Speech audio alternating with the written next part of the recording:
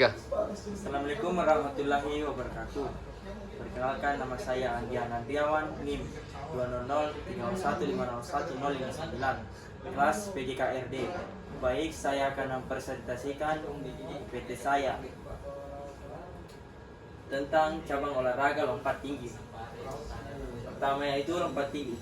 Lompat tinggi adalah salah satu cabang dari atletik. Tujuan olahraga ini untuk memperoleh lompatan setinggi-tingginya saat melewati mistar tersebut dengan ketinggian tertentu.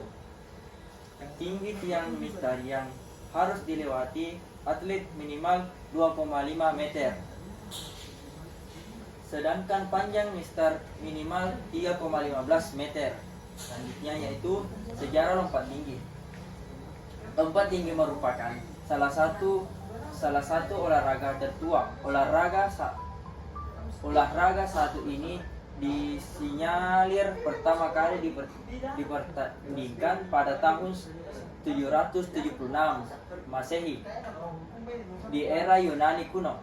Karena catatan sejarah kurang lengkap, maka dibuat kebijakan yang menyatakan bahwa lompat tinggi sebagai cabang atletik baru. Hal ini terbukti dari pertama kali mulai dikompetisikan secara resmi pada abad ke-19 di Skotlandia.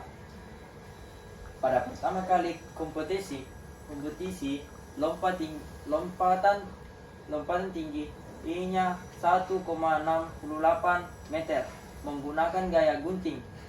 Memasuki abad ke-20, gaya lompatan dimodernisasi oleh Michael Sweeney, seorang warga negara Irlandia Amerika. Michael Sweeney berhasil melakukan lompatan setinggi 1,97 meter menggunakan gaya Easter Cough-off. Gaya tersebut menggunakan teknik seperti gunting, namun memperpanjang punggungnya serta mendarat di atas bar. Selanjutnya itu Guerre Horinois, warga negara Amerika pun mengembangkan teknik lompatan yang lebih efisien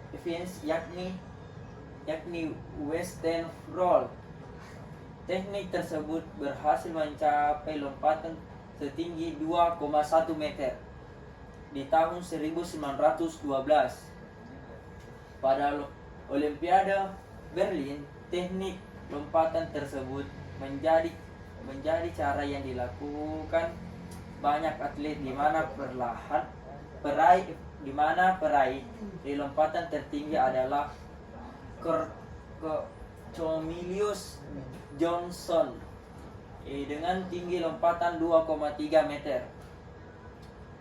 4 dekade setelahnya, pelompat Soviet serta Amerika merintis gaya straight leg.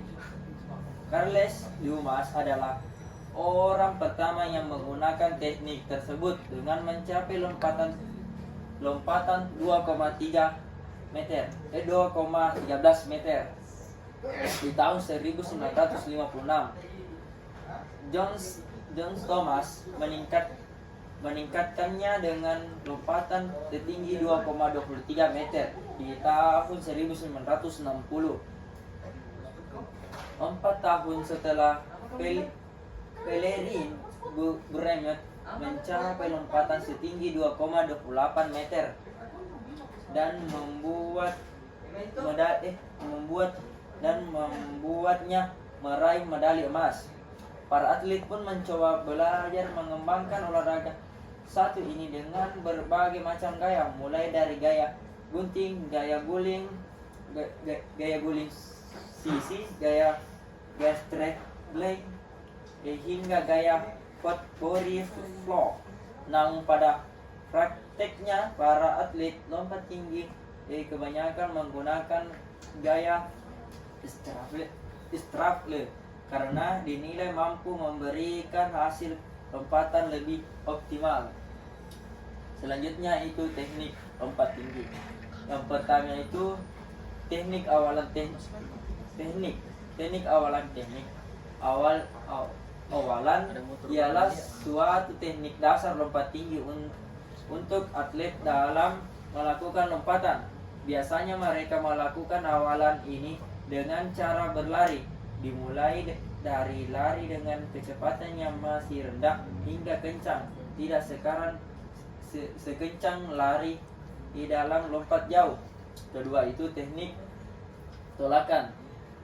Biasanya dilakukan dengan menggunakan kaki terkuat agar seluruh tubuh terangkat hingga menuju dan melewati mistar. Tugas kaki ini tidak semata melakukan tolakan dengan kaki terkuat, tetapi juga melakukan ayunan menggunakan kaki yang lainnya. Tujuannya tentu untuk menghasilkan hasil lompatan yang tertinggi.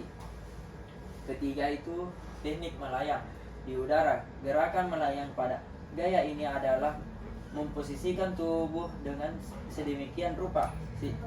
Caranya saat melompat atau melakukan tolakan gunakanlah kaki terkuat ketika tubuh melayang di udara melewati mistar.